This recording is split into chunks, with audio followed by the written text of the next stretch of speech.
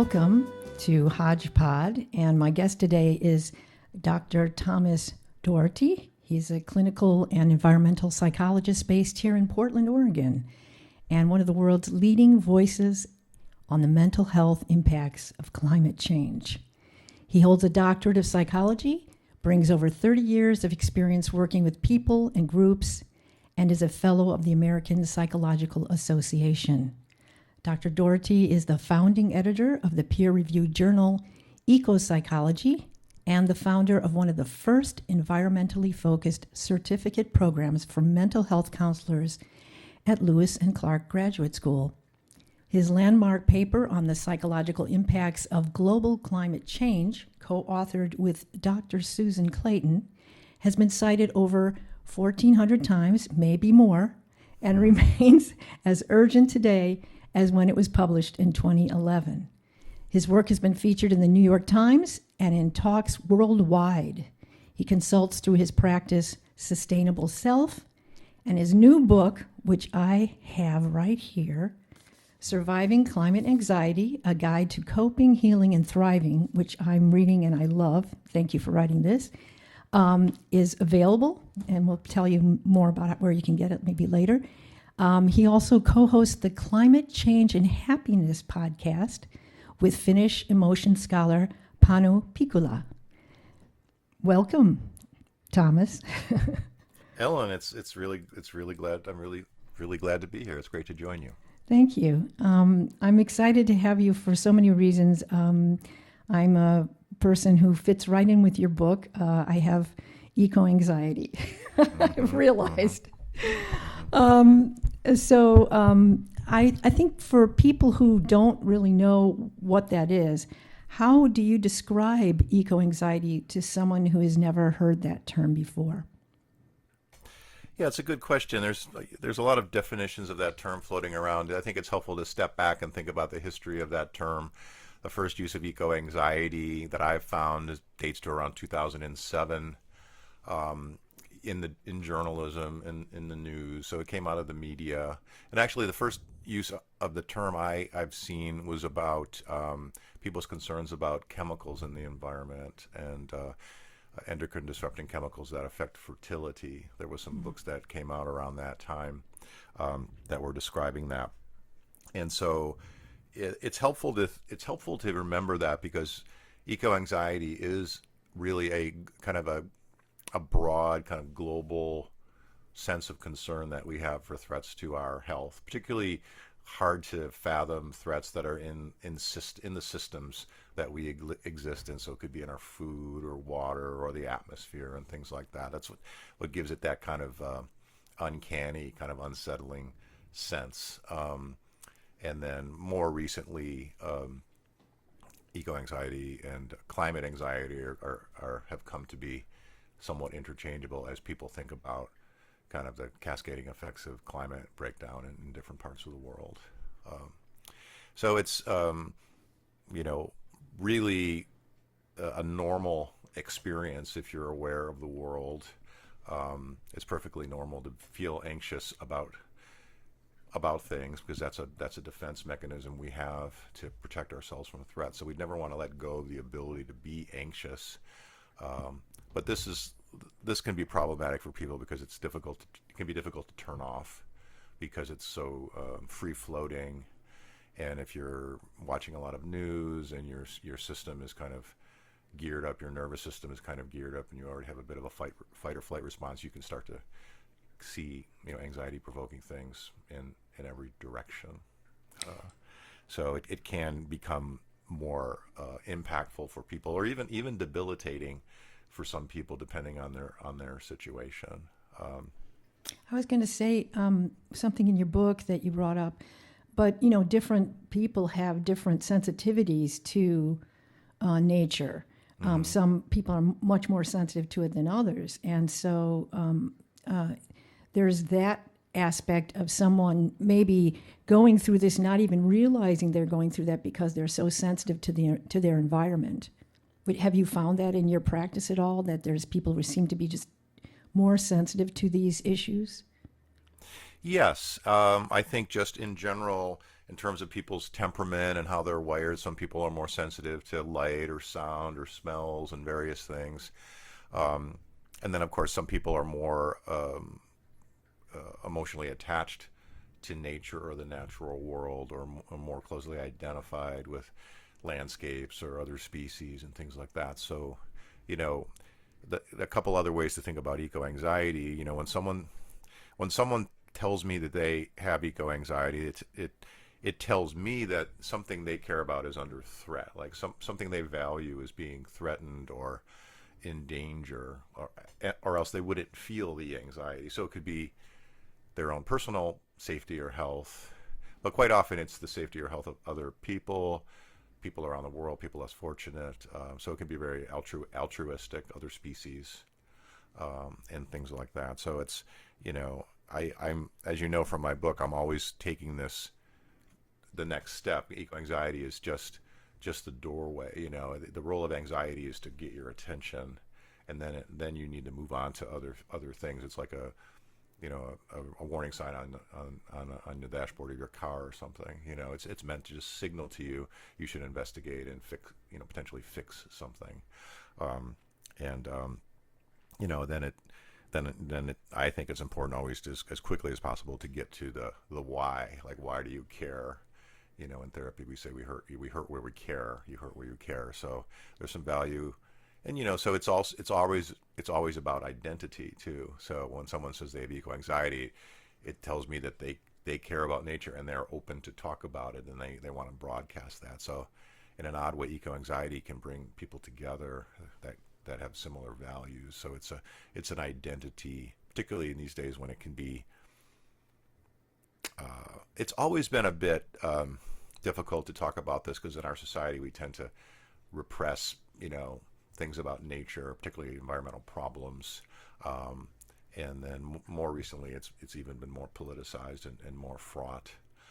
So when people speak up about this, it's almost like a political act. It says, I'm going to assert my feelings, my values.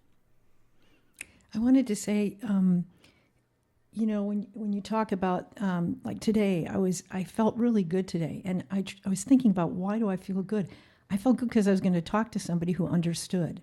Mm-hmm. And that's Mm-hmm. that's another part of, I think, people dealing with the anxiety is, if kind of what you're saying, if politically, if you don't know, you don't know, sometimes you're talking to somebody. I have friends who don't really feel like there's that much environmental impact, or it's more naturally done. It's not necessarily brought on by man or mankind, or humanity. Mm-hmm. And, I disagree. But on the other hand, I think it's kind of like having a community of people that you can feel safe and secure with talking about this, and who see the things that you see. And I think that also helps with anxiety as well, because you're surrounding yourself with people who actually share some of your vision, some of your concerns as well. So I think having these communities, and like what you're doing, is so important. That's, I don't know anybody who does what you do. Now I'll probably learn more about it, but it's exciting to me to see, wow, there's somebody who really has taken this step to deal with it, not just as information, but how do we deal with it, as our personally, because it does affect us all, whether we think it does or not. Yeah, and one of the biggest risks for kind of unhealthy or debilitating eco-anxiety is isolation, feeling alone, and you have no one to talk to. I was at a conference just recently where they were talking about, it was existential humanistic therapy, so they really are big on this idea of being and what loneliness means. So people talked about even being alone when you're with other people, because you're not able to talk about something that's important to you, and that can be a part of this, feeling alone or judged, or misunderstood, or even doubting your own judgment, or lacking the confidence or security to speak up. So yes, the social support is really important. Yeah, and like I was saying earlier, about the sensitivity. there are people, myself included, who I just can break out in tears over something that someone else would go, I don't understand why you're upset about, because they don't feel it, they don't see it, they don't sense it. So I think having people who relate to that is important. I'm going to jump over here, though. You did this incredible paper back in 2011, and you talked about 3 classes of psychological impact from climate change. You said direct, indirect, and psychosocial. And I'm wondering if you could walk us through those categories, because I think most people only think about one of them. And your paper, by the way, was stunning. I mean, it's like I read it now. I actually looked at the date because I thought it was more current. And I was, whoa, this is, and here we are, Yeah. Yeah, well, you've done your homework, so I appreciate that.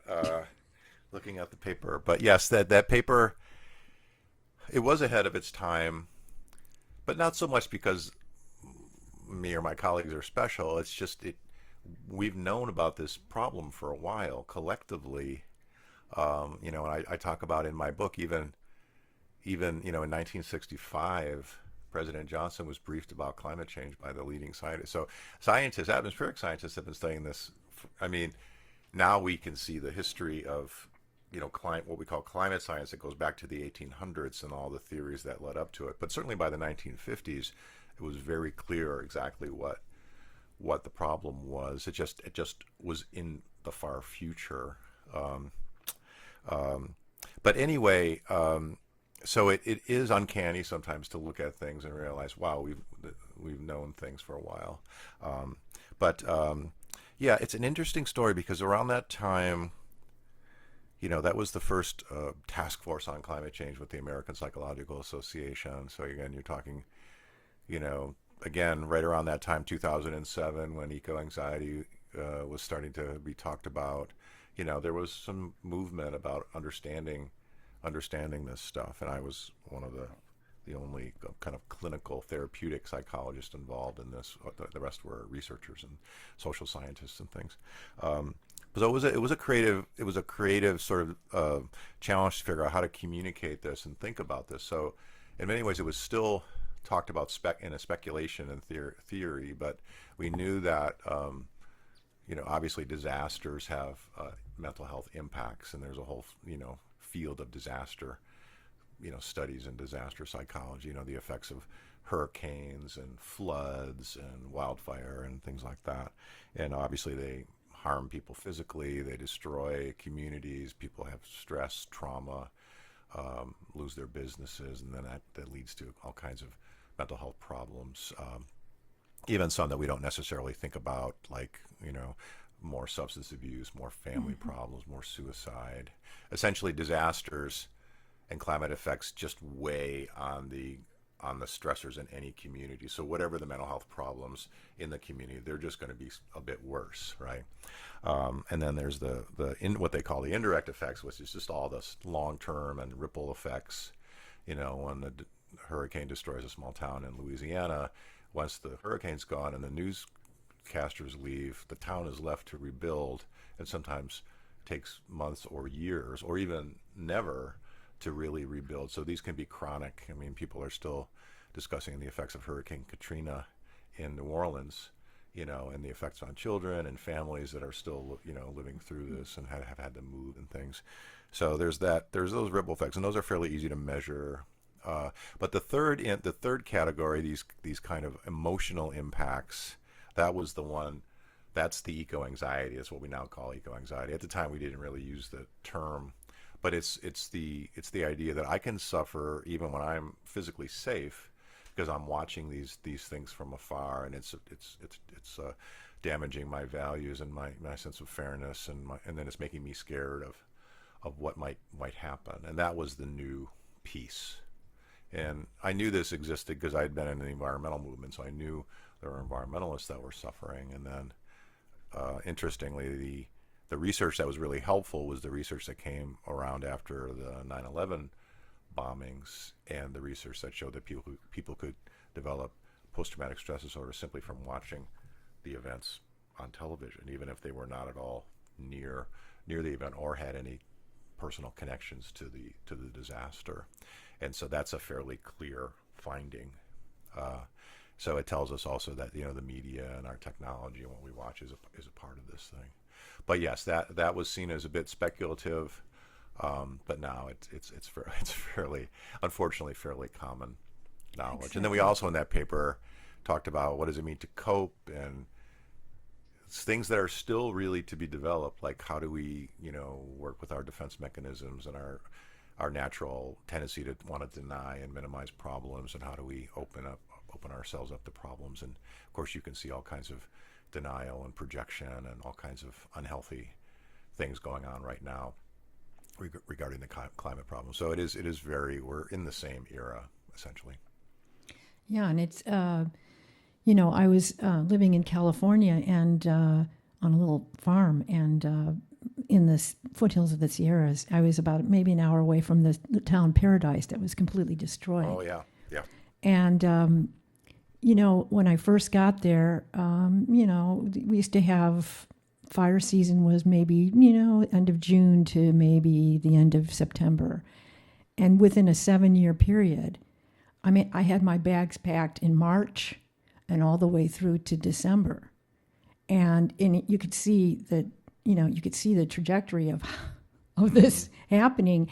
And when you talk about stress, yeah, it was like, I remember I used to love, okay, the winter's here. I can put my bags away. I don't have to worry about, And then as soon as I knew that, March was coming, I felt that stress of, because, any moment now I might have to leave and take everything with you. And I think that that is, I think, more and more what people are experiencing, because we're experiencing these situations. They're not just, oh, gee, this was a year that was strange. No, now Yes. every year is strange, Yeah.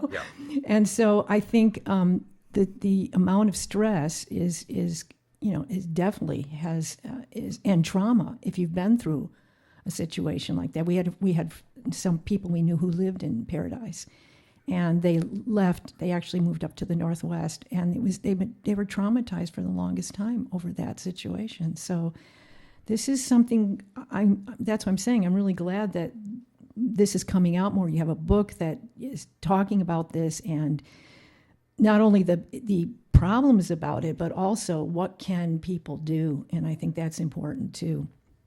Yeah. Yeah. I mean, it's easy to talk about the problems because there's so many, and they're so varied, and we can get into all the details there. But they can have a strange kind of fascination. But again, it's important to see it as a process of growth, kind of a rite of passage. And it's a new normal, or a new kind of abnormal. And I now know a person that lost two people that lost their home to fires in California around Los Angeles. So it's becoming much more common experience for people at different parts of the country to either have personal effects from events that are linked to climate change, or to know someone. Yeah. Yeah. So when I know you talk in your book about and I like this idea because it was really made sense to me, is the big I and the little I, meaning we have our own, I don't want to say small, but we have our own, personal problems, and then we have Yeah. the big I, which is what's going on in the world. And I think that's a great way to describe it, because it does seem like they're separate and yet they're together. So how do you help people deal with that? Yeah. Yeah. So, some of the challenges with my book, Surviving Climate Anxiety, was to communicate some of these concepts in a way that's accessible to people. So I drew a lot on ideas that I had developed when I was teaching in graduate school and in college at Lewis and Clark, and also that I had used over the years in groups and workshops and with clients. And one of the really fascinating things about global problems, like climate change, is that it is this thing that's so much larger than me. At the scale of it is so much larger, And then so it's kind of hard to figure out where do we fit in relation to these large issues. And that's where the little I and the big I imagery came from. The capital I issues, that that those stand for the big issues that we care about in the world. It could be something big like working on hunger or social justice or climate change or peace, any big issue. Or, even the capital I issues like I'm running my business, I'm taking care of my family, I'm writing a book, trying to go to graduate school. So we have these big things that we're working on. But then we have our personal stuff. That's the lowercase I issue. So that's our personality, our style, our strengths and our weaknesses, our vulnerabilities. And so because the goal was to try to hold both of those, because traditionally therapy and coaching is only about the little I. It's about your family and your personality and your childhood and whether you have ADHD or whatever your vulnerability is to substance abuse or overwork or emotional upheavals, which are all true. But I needed a way to communicate that I want people to hold those big issues and work on them. I want people to strive to be their best self and to try to make the world a better place. So having them both was helpful because, like I say,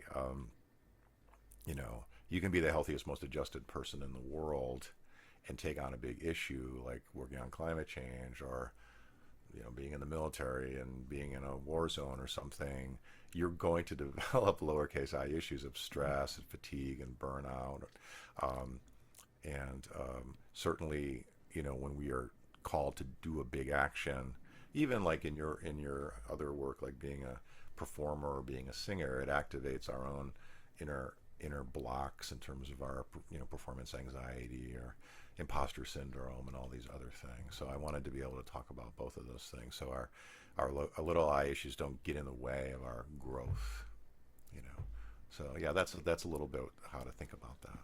Yeah, and I think that bringing that into the picture when you're working with people is really important, because I think it does get left out because it builds on a bigger idea of purpose. And I think a lot of people, whether they are aware of it or not, we do kind of focus on what is our purpose in life.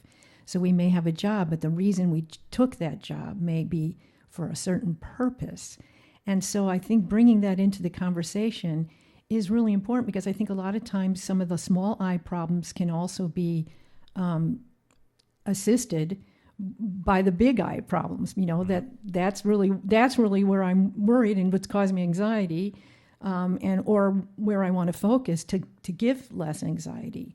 So I think that's a great way to what you're doing with your work is really a bigger picture.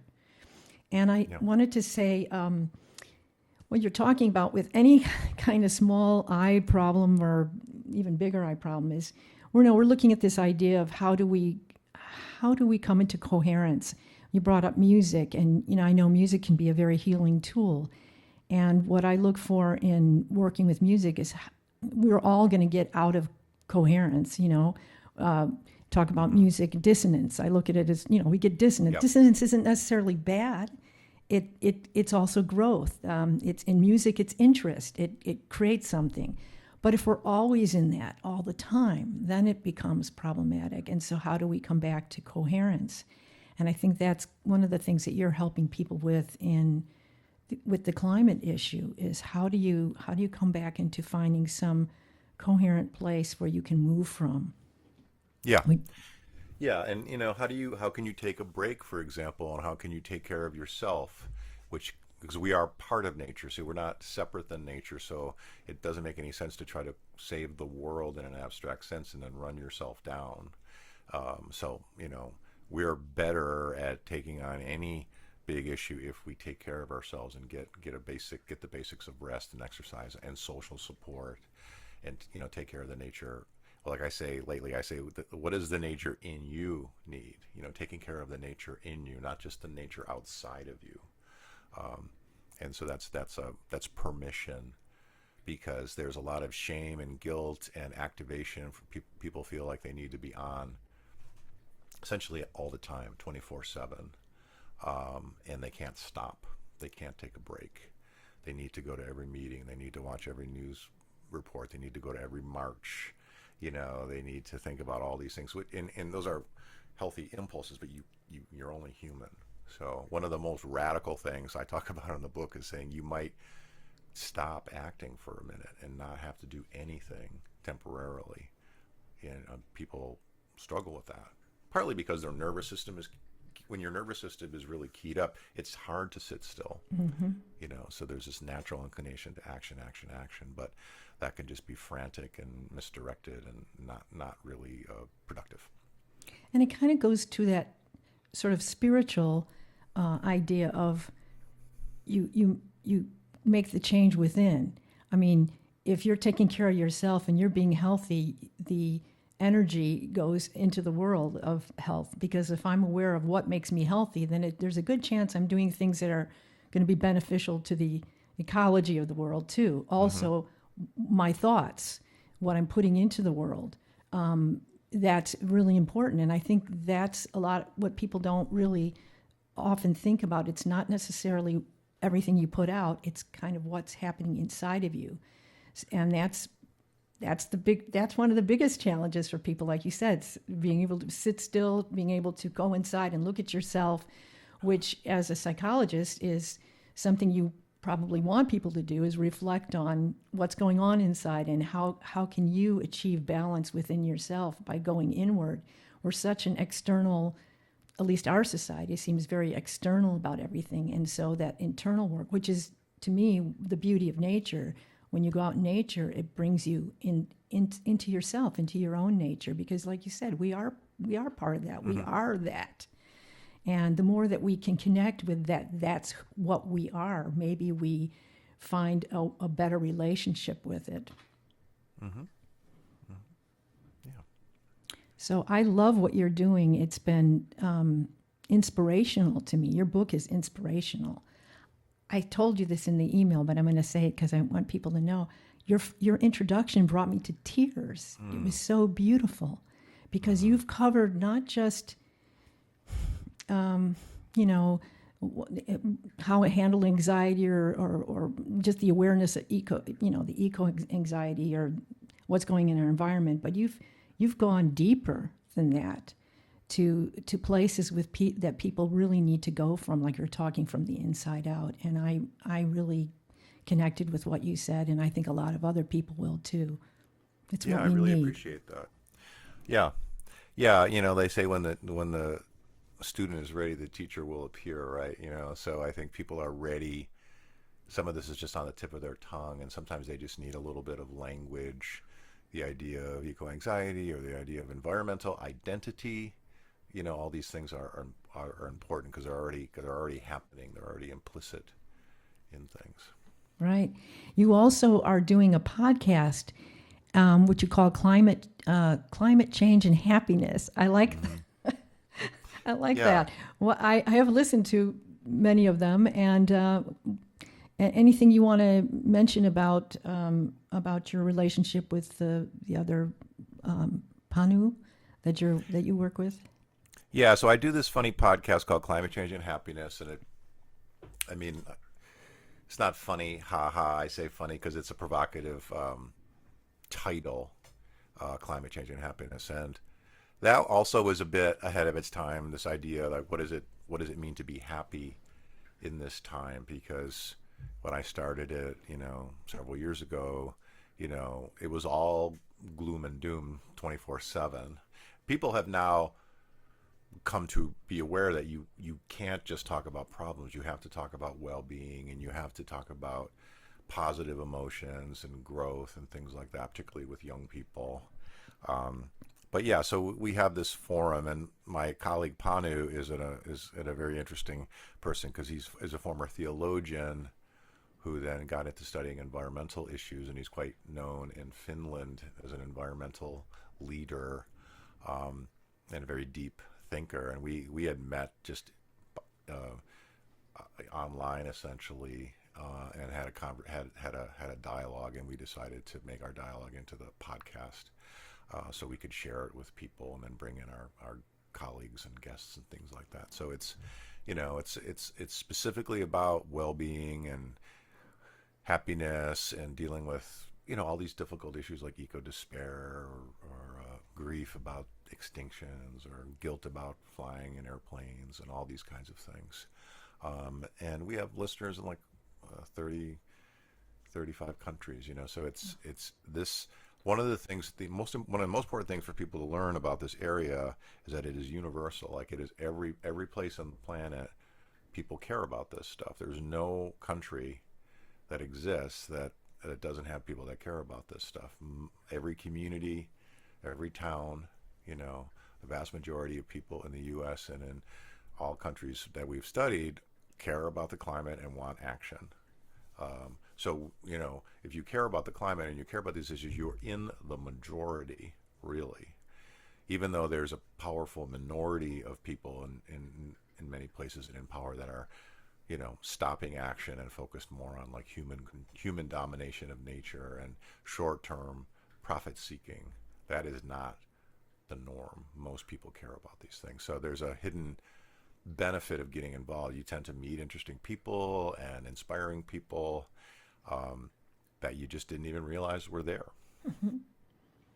Yeah.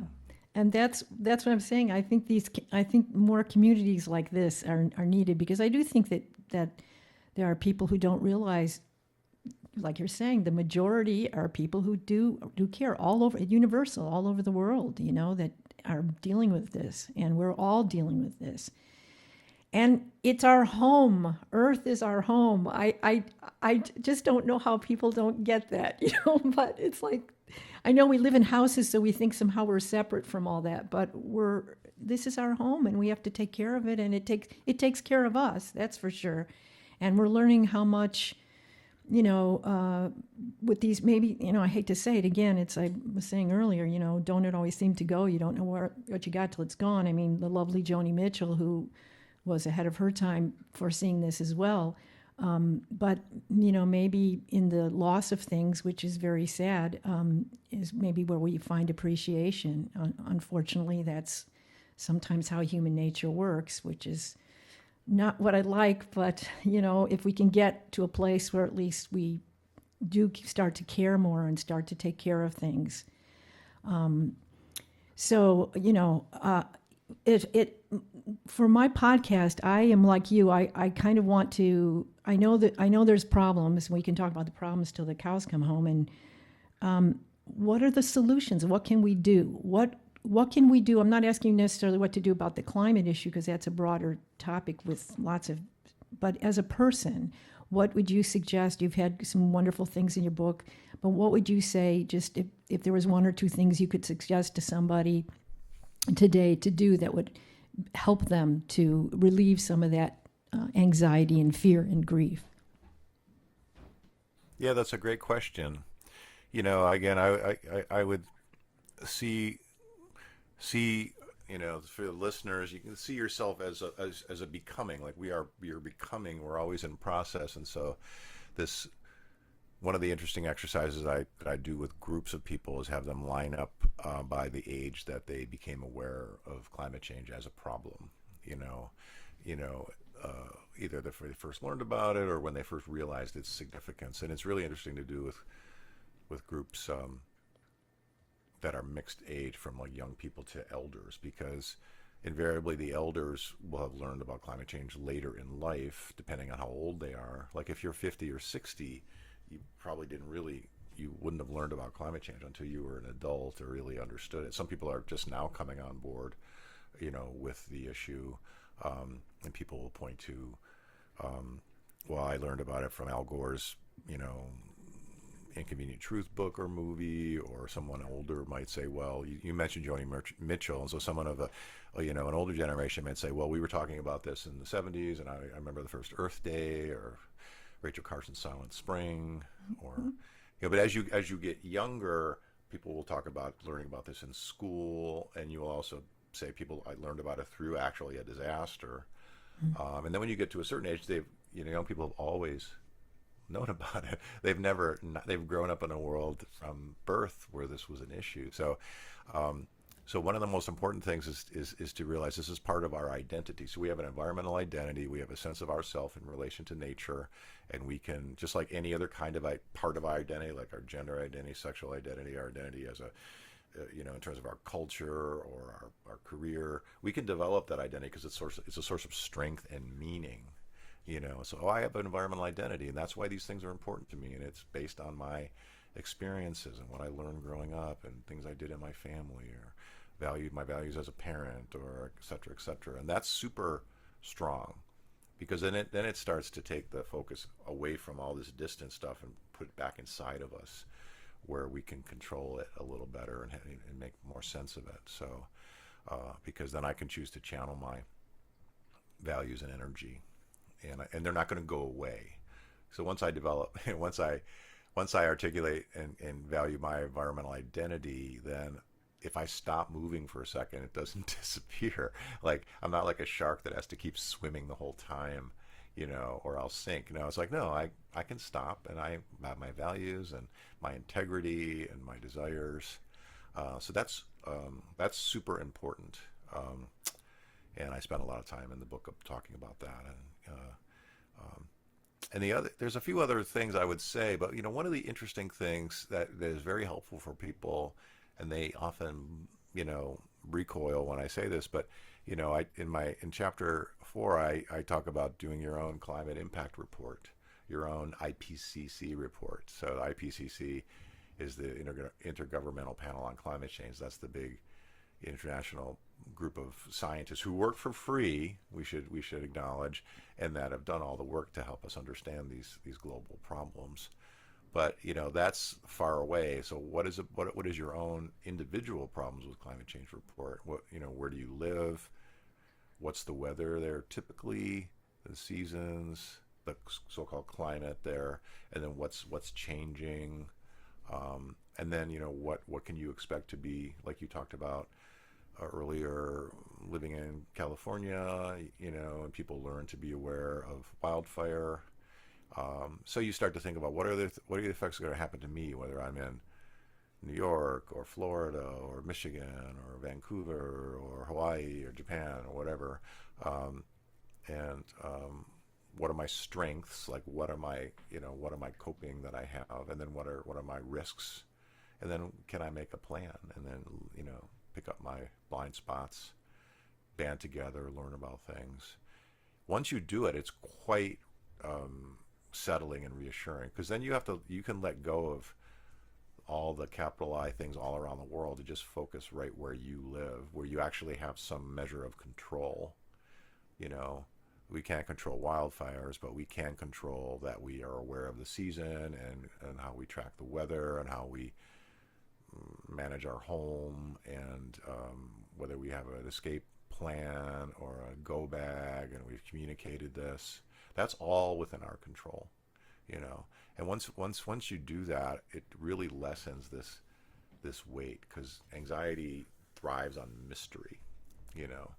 The bigger the mystery, the more anxiety provoking it can be. So as soon as we limit the mystery and have more knowledge, we can, like I said, call it shrinking the problem. The problem still exists, but it's not this huge amorphous thing, and that's remarkably helpful for people. And sometimes gosh, why didn't I do that before? That was brilliant. I actually did that, and as I was doing that, I go, wow, this is really great, because one of the things that was in there was this idea of, and I've heard people say this, well, I'm going to go move here, I'm going to move there.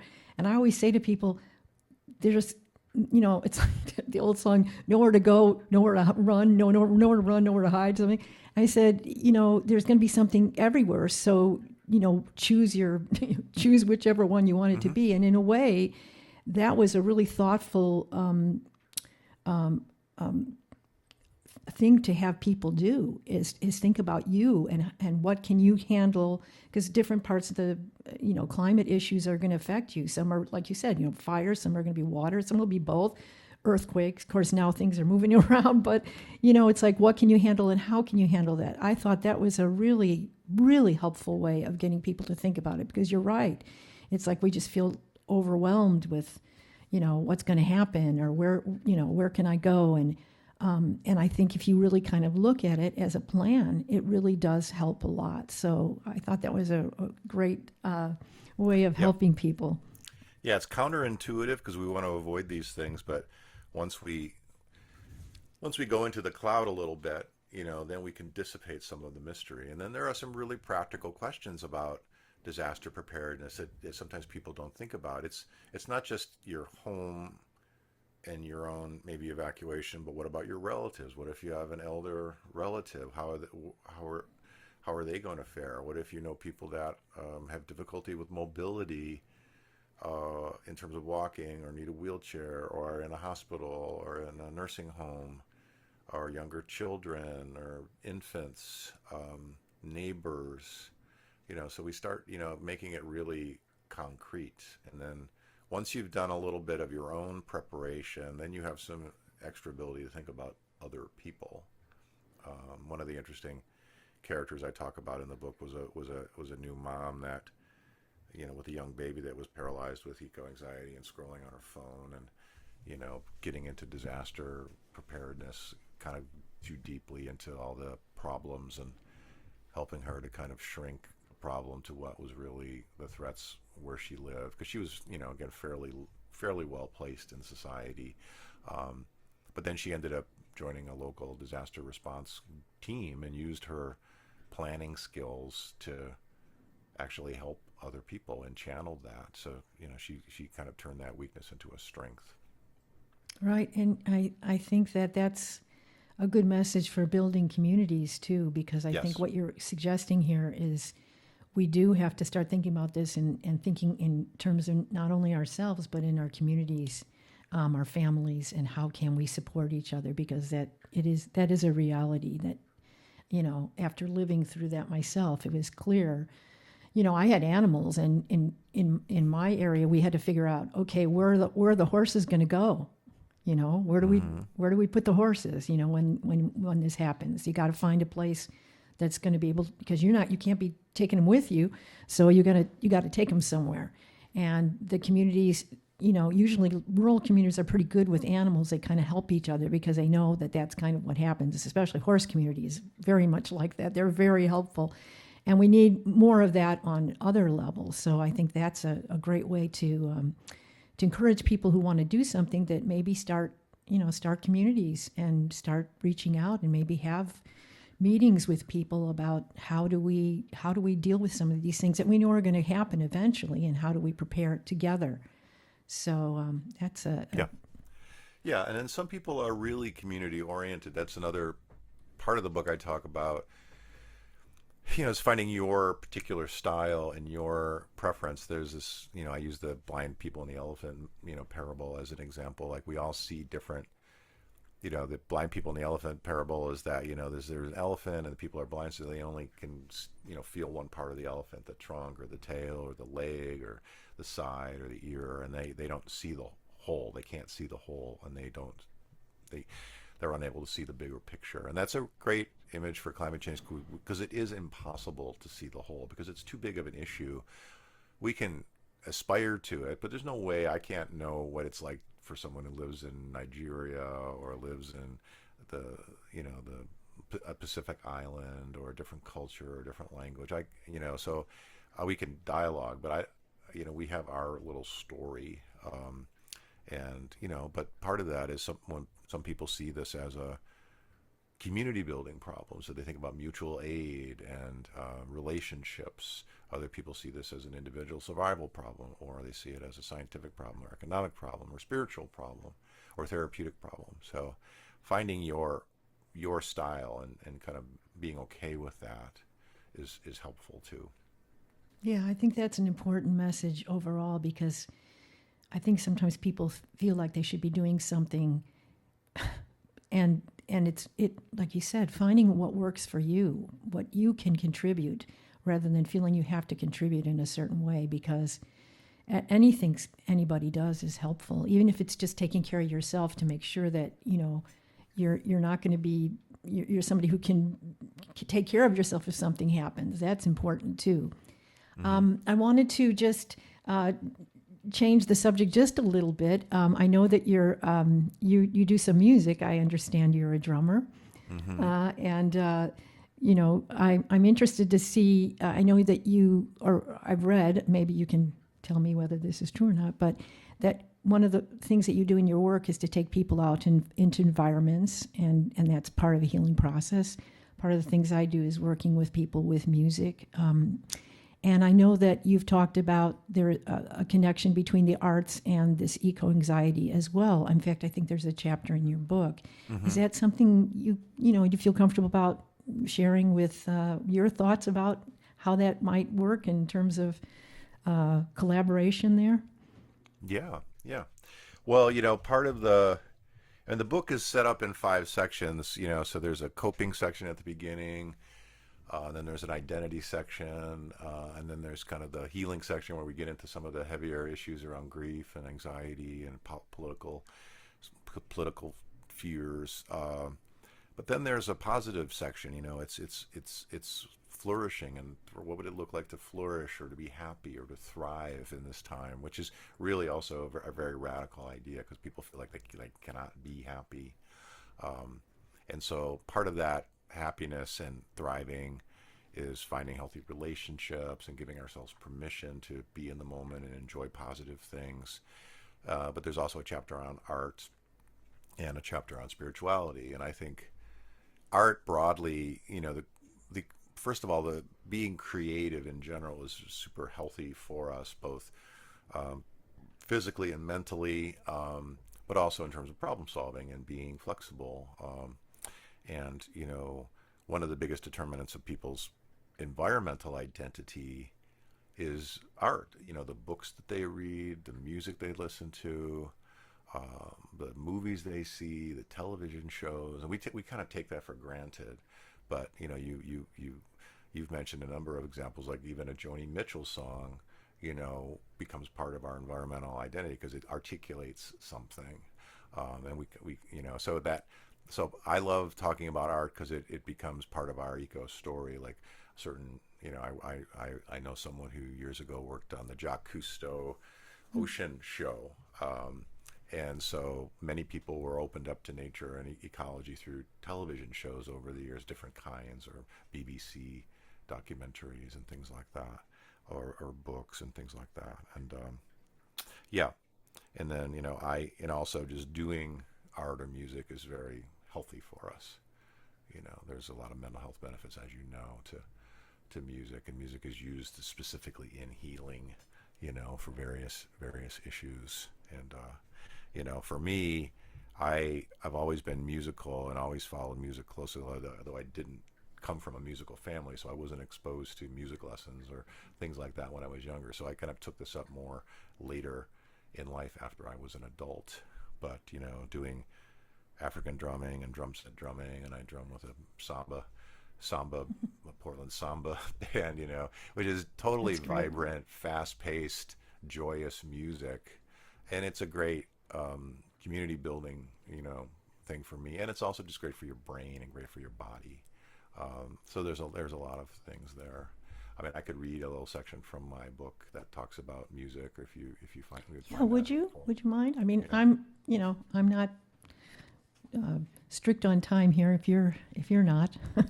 Well, I like to read from the book because we put a lot of time into it, and it also gives people a flavor. Let me see if I can find this art chapter. I have a copy of this. Yeah, I think I'll just say in terms of music, while you're looking for that, from my point of view, I mean, I'm actually working with, obviously the creative part of music and all that, but also music that actually does have an effect on people mentally and emotionally. I have a project I'm doing right now that's called Elemental Essence, and it's using the 5 elements, and there's brain entrainment for each element. Yeah. And to me, it brings people to nature using music specifically, and then also using some of the science, the evidence-based science that we have now that when people are listening to this can actually help them with states of mind, whether it's creativity or just relaxation and even higher states of mind. So we go to all those different brain states, and I call it a neurosonic journey. That's great. Yeah. So yeah, we're kind of I'm kind of working that angle because to me the most important things for me are nature and music. That's kind of my sanctuary. So Yeah. No, I love that. So I'll read a section that kind of has a neurosonic journey in it. So I'll just read a little bit. This is chapter 15. So this is from Surviving Climate Anxiety. Chapter 15, Art. And there's an epigraph. What thou lovest well is thy true heritage. Ezra Pound. And we'll come back to that quote because I think that's important. But it reads, it was a rainy day in Portland when Slade came to me feeling burned out, anxious, and distracted. Slade was a sustainability director at the local port authority, which oversees a large swath of infrastructure integral to the area's economy, most of which is either at risk from climate upheavals or requiring updates to ensure a safe, low-carbon future. Beyond the ocean and river shipping terminals, Slade's sustainability mission extended to several airports, rail hubs, business parks, and shopping areas, as well as many acres of critical bird and fish habitat. As an avid boater and fisherman, he loved being on the water. Slade saw himself as a river keeper. He was proud of the fact that finally, after a century of neglect and dumping, the waterway flowing through town was clean enough to swim in. Slade had come straight from a grueling local government meeting where he had learned that 2,500 miles of sewer pipes in the city, many a century old, required upgrades to protect drinking water and salmon habitats from storms and flooding of a changed climate. Slade had always considered himself more of a doer than a feeler. He had originally sought help to manage his adult ADHD symptoms, but lately he felt overwhelmed by the emotional weight he carried. At times, the mission of his job seemed impossible, balancing constant pressure for economic growth and expansion while striving towards sustainability and helping shepherd the region through the climate crisis. Now Slade was sitting in my office with his eyes closed, trying to focus on sounds streaming through headphones. The music I had chosen for him was a recording of Become River, a 14-minute composition by contemporary composer John Luther Adams. The Seattle Symphony begins, almost imperceptibly, with tinkling chimes evoking the vibrations of ice crystals high in the atmosphere, or perhaps inferred in alpine glaciers. As the piece progresses, the orchestration of the strings and horns evokes dripping rivulets of spring meltwater and the trickle of mountain streams. The performance builds in intensity toward a crescendo that brings to mind waterfalls and immense rivers flowing into the sea, then closes with darker tones, intimations of rising seas and flooded valleys. When the music stopped, Slade removed the headphones and opened his eyes. He took a deep breath. Then he had a moment of clarity. The relationship between himself and nature was as fluid and interconnected as the rivers he was dedicated to. He could see that his sense of urgency around ecological issues, compounded by his ADHD tendencies, would produce the jarring mood swings he was suffering. I had Slade revisit his feelings vocabulary list and check in on the stretch goal he called slow feeling. Listening to the music, he could sense his emotions rising and falling, ebbing and flowing, much like the tide he loved to observe in the local rivers. He was patient and focused. The work was waiting. That's wonderful. Yeah, so that's, again, I think a variation of a brief neurosonic journey, and that particular piece of music is really evocative. That composer is really interesting, so it's a little bit of a journey, and I like to have music, for example, when I've done readings and talks, and it just creates a very different tone I read in Portland at Powell's Books, and I had my friend play her viola while I was reading, and it just creates a whole different emotional container for talking about these things. Um, and so again, that speaks to the power of art and music to articulate things that are not nonverbal and more, felt and aesthetic. And that epigraph from Ezra Pound is really one of my favorite quotes. It's from one of his poems, and it speaks to me to the meaning of art. The quote is something along the lines of that which thou lovest best is thy true heritage, and it cannot be reft from thee. Right. So it means what we love and care about is our heritage. It doesn't matter where we're from or who we are. Like if someone wants to be a singer, it doesn't matter if that's their heritage. If they're into jazz music, for example, then if that's what you love, then that is your heritage and you can partake of it, and it can't be taken away from you. So I really love that quote, and it speaks to a larger piece about this whole climate anxiety stuff. That which we love is our true heritage. So we love the earth. That's our heritage. We all partake in that sense of nature and the natural world. You don't have to be a certain eco person or have a certain childhood where you grew up in the woods, some Right. fairy tale childhood, or even know a lot about nature or be a scientist or any of that sort of stuff. You obviously can do all that stuff, but everyone, there's room for everyone. Right. And everyone finds their connection in it in Mm. some form or another, you know. And I was thinking in terms of music, this there's people also who interconnect nature in their music. I was thinking specifically of Paul Winter. I don't know if you're familiar with Paul I Winter. am familiar, And yeah. he does that beautiful song with the wolf. It starts out with the wolf, and he creates an actual melody off of the wolf call, and Hmm. and it just shows you how we really are perceiving the music in nature, and something as simple as birds singing. We take that for granted. But a friend of mine recently said, I haven't heard any birds lately. It's really bothering me. And it's like, yes, the birds and the frequencies of what they do that we can't even hear. There's frequencies that they're making we don't hear, but we perceive them. They're important for us. They're part of what makes our life healthy. And I think the sounds of the wind, the frequencies of the wind, the sounds of the oceans, the frequencies of the ocean, all of that. We don't even understand the depth sometimes of it. Isn't just the visual, it's also what we hear, what's going into us as well. And so I think that's a beautiful statement, is like, yes, it's what we love, whether we even realize it or not sometimes.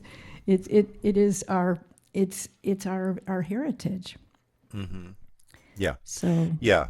And again, I think artists innately channel this. Artists and poets do sometimes they create their own new traditions and new heritages as well. That's, Ezra Pound being a modernist poet, would probably be considered as a kind of almost an originator or kind of a caretaker of all these kind of traditions. So it's the all the connections are deep, but the connections with art and creativity, I think, are quite deep.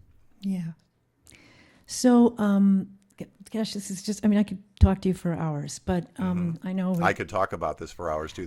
That's why I do it, because it's I know. fascinating, and there's a lot to it. Yeah. Yes. I mean, you're also a psychologist, so you work with people besides eco anxiety. You Hmm. also work with people on that level as well, which is Yeah. just to let the world know you're out there, and Yeah. it's sustainable self is the name of your what you use for your business name is, and they can go to sustainableself.com. Is that where someone would reach Actually, I have you? a new website, so we'll have to make sure that you have it. It's very simple, just thomasdoherty.com. Oh, Uh, but just this week I updated my website, and you can go to thomasdoherty.com and learn about my book and my podcast, and I have a group that I'm going to be starting for the general public. It's not a therapy group per se. It's more of a personal growth and educational group that's based on my book process, and that's going to start, in September. So I'm really excited about that. oh wow, I want to go. Hmm. Yeah, I'll keep you posted. I'll Please. keep you posted about it. Bring. Yeah. So, my sadly, my last question to you is, it's what gives you genuine hope right now? Mm-hmm. Yeah. Yeah. No, that's a good question, and I get that. Um, well, I'll tell you a variation that I get that's interesting is Dr. Doherty, how do you stay hopeful in these difficult times, or how do you stay positive? You talk about climate change and happiness, and my answer is always I don't. I don't stay hopeful or positive all the time. That would be impossible. Um, that's not what we're talking about here. We're talking about the ability to be hopeful and positive when it's appropriate. You know, it's a beautiful day here in Portland. I did some walking therapy with a client, and it's the tomorrow is the Trillium Festival there at this area, and so the wildflowers are blooming, and it's truly a nice time of the year, and that's perfectly appropriate to really be thankful for and celebrate and enjoy. So so the way I approach this, finding hope is that it does exist and you can find it, and it's authentic, and our job is just to name it and embody it when we can. It's spontaneous. It doesn't really come out of us.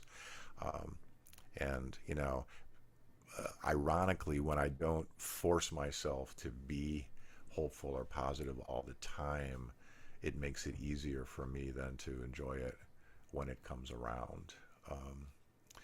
But what keeps me hopeful? I mean, just meeting all the people that I had a great it was 2 weeks ago.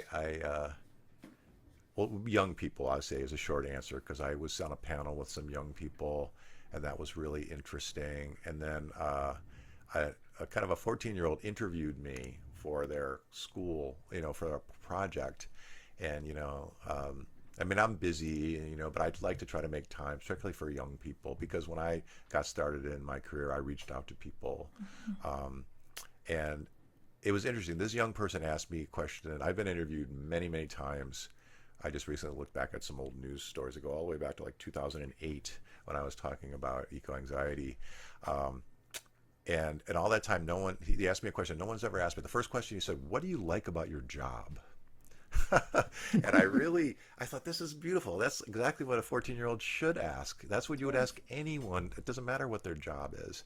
And I was so thankful for that. It was very precious, because it showed that this kid is not, because most people come to this topic with this already enforced kind of sadness, like they assume we have to be grim, and they assume this is hard, and they're kind of pious, and he didn't have any of that. I said, "What do you like about your job?" And I said, "Well, meeting really cool people. That's one of the things I really like about my job is I meet really inspiring people all the time. Because of what I'm doing, I learn about things, and that always surprises me, because truly there's many more things going on better in the world than we know.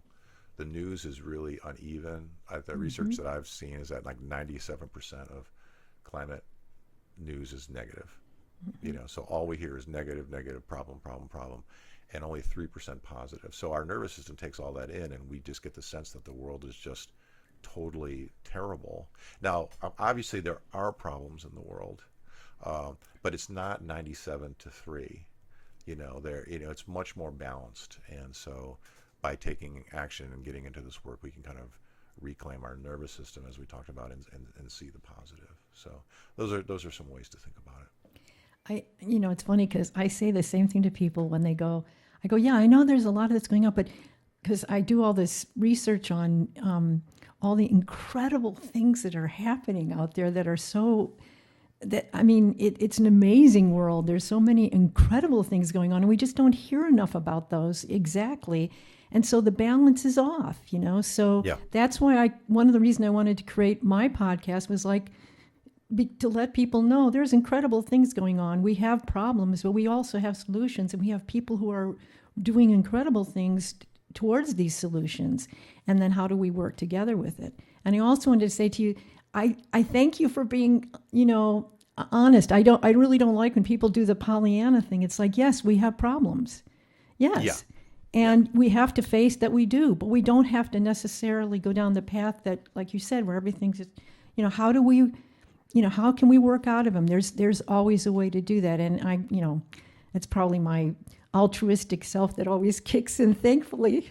That's why I'm still here. But, I think that's what we need in this right now in this time, because we are flooded with just every single day what can go wrong and what is wrong but we don't hear enough about what is. And that's why I wanted you here, because you're helping people to see that and to find ways to find it within themselves. And I think that's an incredible gift. So thank you for your work. And I'm just going to say, Surviving Climate Anxiety, A Guide to Coping, Healing, and Thriving. I'm telling you, I could not put this book down, and I'm going to keep it by my bedside, because it also lifted my spirits about things too. So, and we need more of that to, especially before you go to bed at night. Yeah. So, Yeah. Is there anything, any place that you prefer they buy your book, or, and we talked about your website. Is there any other way to follow you or to, that you can suggest to people? Yeah, well, I really appreciate our conversation. And on your website it says find your voice, transform your world. So I really like that quote. I just updated my website, so I feel there you go. It's always I feel in somehow connection with you there. Yeah. Well, people can find me again at thomasdoherty.com, and the podcast. You can find it there, or you can just search climatechangeandhappiness.com. And my book is available in hardcover, audio, and ebook. And some people like audio. It's a really nice audio reading. I did not read it. I tried to read it, but it didn't work out. But the reader is really good. You can get it online. You can get it at local bookstores. I think get it where you can. It's always nice to support local bookstores and small sellers. But if people need to, they can also get it at Barnes & Nobles or Amazon and things like that. Right. We have I happen to live in the same area, coincidentally, as you do. So we have a wonderful bookstore, Powell's, where everybody can. You can also order online from Powell's too. So if somebody wanted to do that, they could do that as well. They can source any book there. Yeah. Just get it. Get the book. Read it. Yeah. Don't go anywhere when I close out, because I just want to say something before we say goodbye. But I'm going to say goodbye for our Hodge Pod audience, and thank you for being here. Thank you for all the work you've been doing in this area for many years, and having the courage to speak out when other people maybe weren't on board. So I know how that goes. And thank you for that. And keep doing your work. It's inspiring. And I know when people listen to this, they're going to want to, find out more about your work. And so thank you for all of that. And thank you for taking the time to be here with me today. I really appreciate that. Well, thank you, Ellen. I appreciate your support and what you're doing and helping people to find their voice. So I look forward to speaking with you more in the future. And everyone, take care.